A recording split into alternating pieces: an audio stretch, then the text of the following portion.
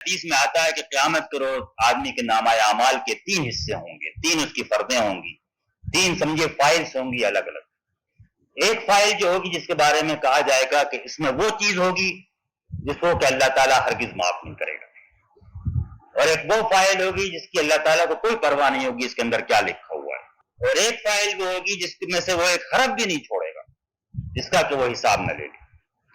تو پہلی فائل جو ہوگی اس کے اندر اللہ تعالیٰ کے ساتھ شرک ہوگا جس کو کہ معاف نہیں کرے گا۔ دوسری فائل جو ہوگی جس کے اندر کہ جس کی اس کو کوئی پرواہ نہیں ہوگی،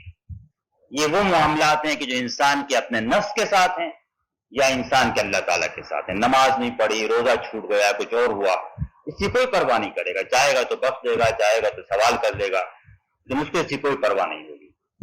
لیکن تیسری فائل جس کا کہ وہ ایک حرف بھی نہیں چھوڑے گا، یہ وہ فائل ہے جس میں انسان اور انسان کے باہمی حقوق اور ان کے ظلم اور تعلق کا بیان ہوگا۔ اس میں جو نامہ اعمال ہوگا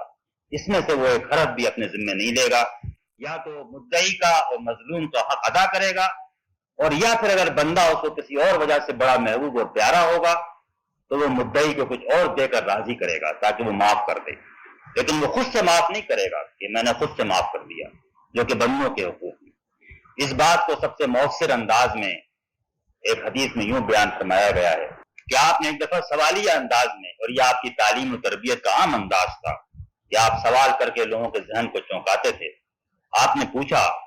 کہ تدرون من المفلس، کیا تم جانتے ہو کہ میری امت کے اندر مفلس غریب آدمی کون ہے؟ ظاہر ہے کہ صحابہ کرام نے سوچ کر کہا کہ مفلس تو وہی ہے جس کے پاس کوئی روپیہ پیسہ نہ ہو، مال و متاع نہ ہو، من لا درہم لہ ولا متاع، جس کے پاس کے نہ پیسہ ہو اور نہ اسباب ہو، وہ مفلس ہے، وہ غریب ہے۔ آپ نے کہا نہیں، میری امت مفلس وہ نہیں ہے، میری امت کا مفلس وہ ہے جو قیامت کے روز آئے گا بصلاۃ و صیام و صدقہ، بہت ساری نمازیں اور بہت سارے روزے اور بہت سارے صدقات جمع کر کے لائے گا، اور پھر اس طرح آئے گا کہ کسی کو برا بھلا کہا ہوگا، کسی کو گالی دی ہوگی، کسی کا مال کھایا ہوگا، کسی کا خون بہایا ہوگا، کسی کو مارا ہوگا، ضرب هذا، اس کے بعد پھر اللہ تعالیٰ سارے مدعی کھڑے ہو جائیں گے، فَيُؤْتَى هَذَا مِنْ حَسَنَاتِهِ وَيُؤْتَى هَذَا مِنْ حَسَنَاتِهِ، اس مدعی کو نیکیاں دی جائیں گی اور اس مدعی کو نیکیاں دی جائیں گی اور اس مدعی کو نیکیاں دی جائیں گی، یہاں تک کہ جب اس کی نیکیاں ختم ہو جائیں گی فَإِنْ فَنِيَتْ حَسَنَاتُهُ، تو پھر ان مدعیوں کے گناہ لے کر اس کے سر پہ ڈالے جائیں گے کہ اب اس کا معاملہ تو سیٹل کرنے کوئی اور راستہ نہیں ہے، اور اس کے بعد فَتُرِحَ فِي النَّارِ، پھر اس کو آگ میں ڈال دیا گیا۔ یہ کہ وہ دن آئے گا جہاں درہم دینار کام نہیں آئے گا۔ آخرت میں جو کرنسی چلے گی معاملات کو طے کرنے کے لیے جرمانے کی، وہ کرنسی مال و اسباب کی کرنسی نہیں ہوگی، وہ کرنسی نیک اعمال کی کرنسی ہوگی، اور اسی کرنسی کے ذریعے، اسی سکے کے ذریعے آدمی کو معاملات کو طے کرنا پڑے گا۔